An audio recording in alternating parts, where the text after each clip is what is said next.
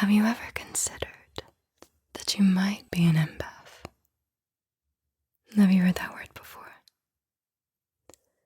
Being an empath is different than being empathetic. Being empathetic means you can understand and relate to other people's feelings.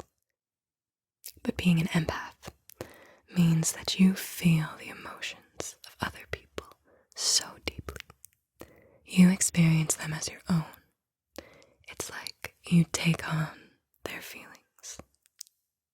In case you're not sure, or even just to validate your experience if you feel that's necessary, I have a 20-question test here to find out if you're an empath. And it's very simple. So, are you curious? Okay. I'm going to ask you the questions, and I need you to keep track of how many questions you say yes to. Your yeses will determine the degree to which you are an empath. So please answer each question as honestly as you can. If it describes you, say yes and keep count. Please keep count. I will be circling your yeses or no's with a pencil as I go. Are you ready to begin? Beautiful. All right. The first question is, have you been labeled as overly sensitive, shy, or introverted? Remember, count your yeses.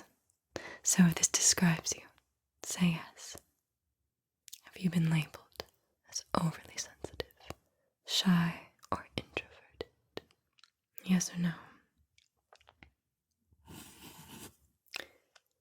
Question number 2. Do you frequently get overwhelmed or anxious?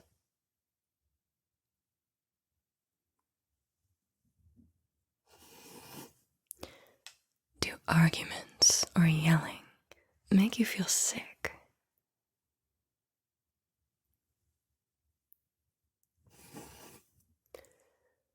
Do you often feel like you don't fit in?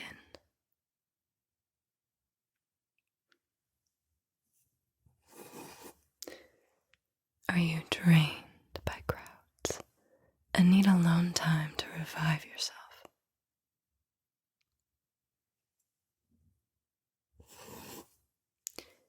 Are you overstimulated by noise, odors, or non-stop talkers?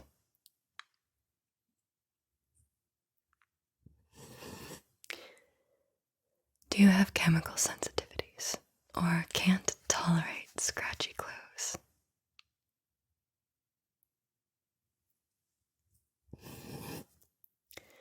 Do you prefer to take your car places so you can leave early if you need to? Provided you have one. Do you overeat to cope with stress?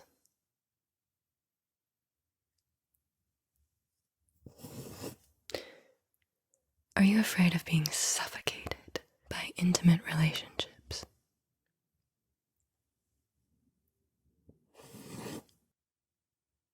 Do you startle easily?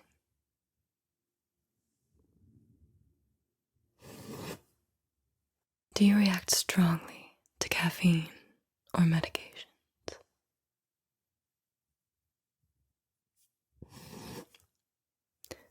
Do you have a low pain threshold?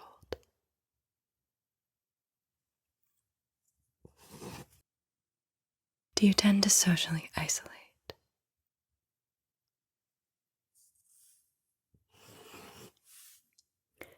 Do you absorb other people's stress, emotions, and symptoms?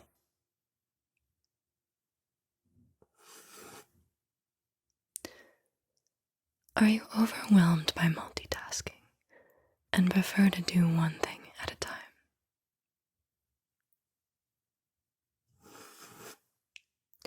Do you replenish yourself in nature?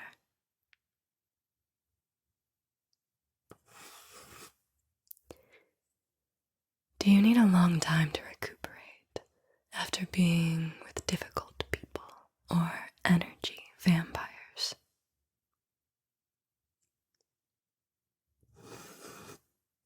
Do you feel better in small cities or the country than in large cities?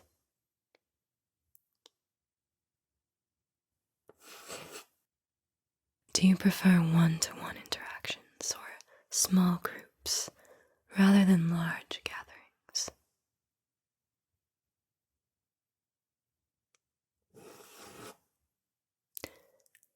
Do you have your total number of yeses?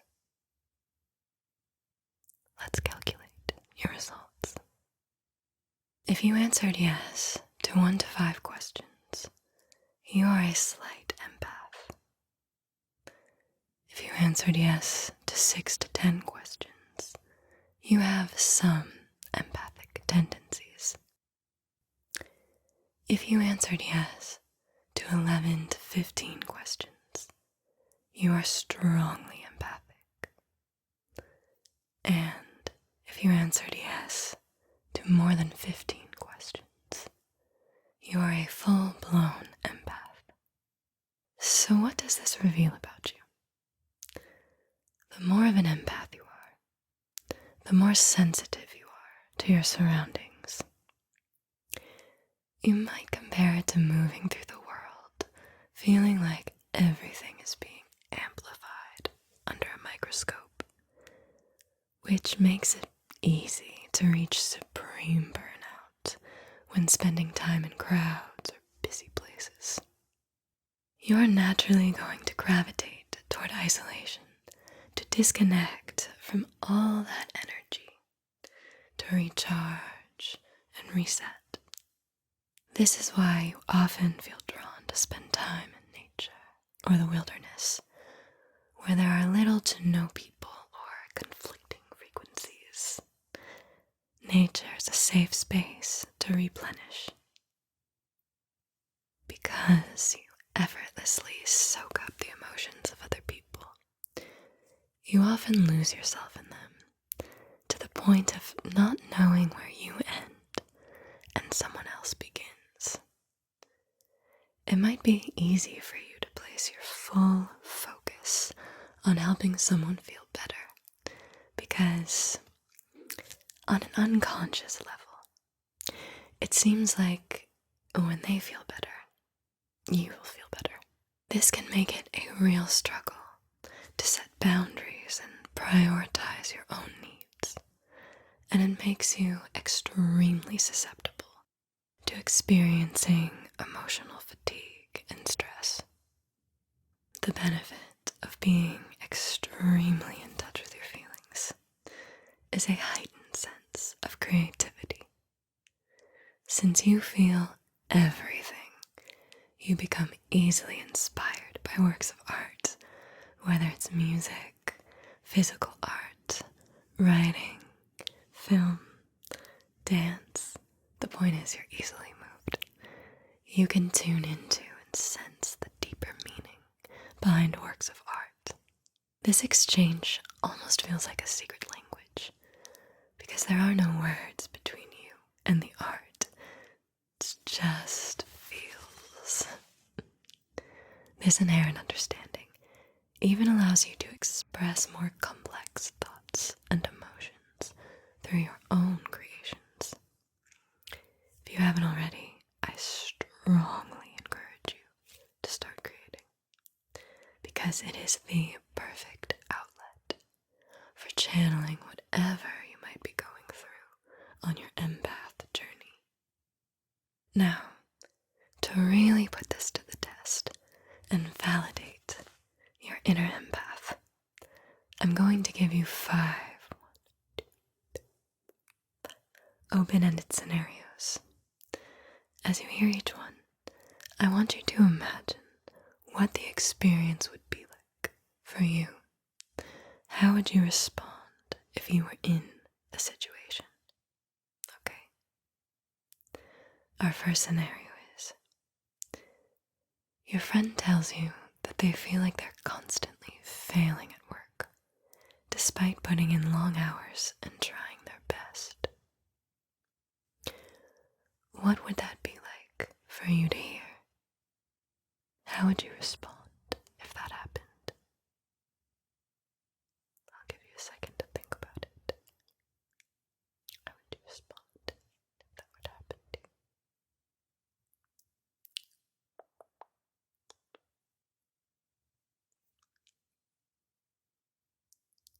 As an empath, a common response would be to feel a sense of frustration or sadness alongside your friend, while intuitively feeling the emotional toll and deep pain their feelings of inadequacy has on them.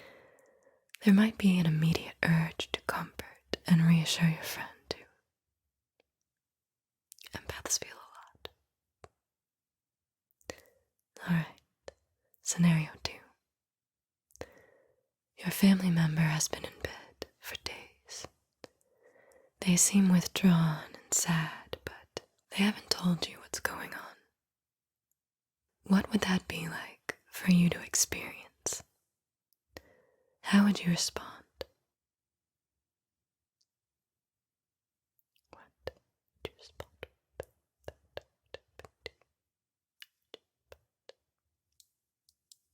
Here's the empath response. You would sense the emotional energy surrounding your family member and feel the urge to reach out. You would continue feeling concerned or anxious about the situation and want to help even if you were unsure how. Scenario 3. Your partner is quiet after a disagreement. They seem withdrawn. They haven't said much, but you can tell something is bothering them. How would you experience that situation? What would you do? How would it feel? What would it be like to experience that? The empath response is to pick up on your partner's discomfort and feel a sense of internal heaviness from the conflict. You instinctively feel pulled to fix the situation. You respect your partner's need for space, but you say something like, I can feel that something's off. I don't want to rush you, but I'm here when you're ready to talk. Scenario 4. You're at a social gathering, and someone is standing alone, looking uncomfortable and out of place. They haven't spoken to anyone. What would you do in this situation? What would you do if you saw that happening? What would you do in this situation? Would you contact them? How would you contact them?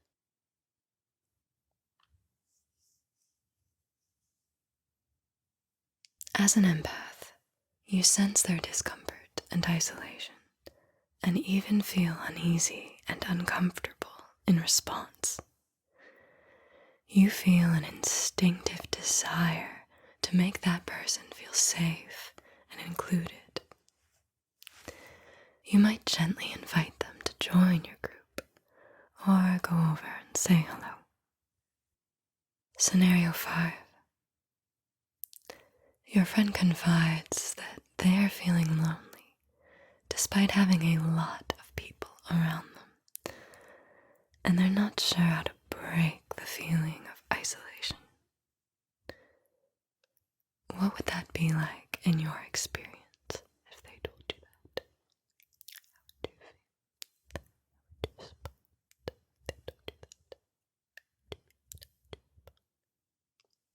if they told you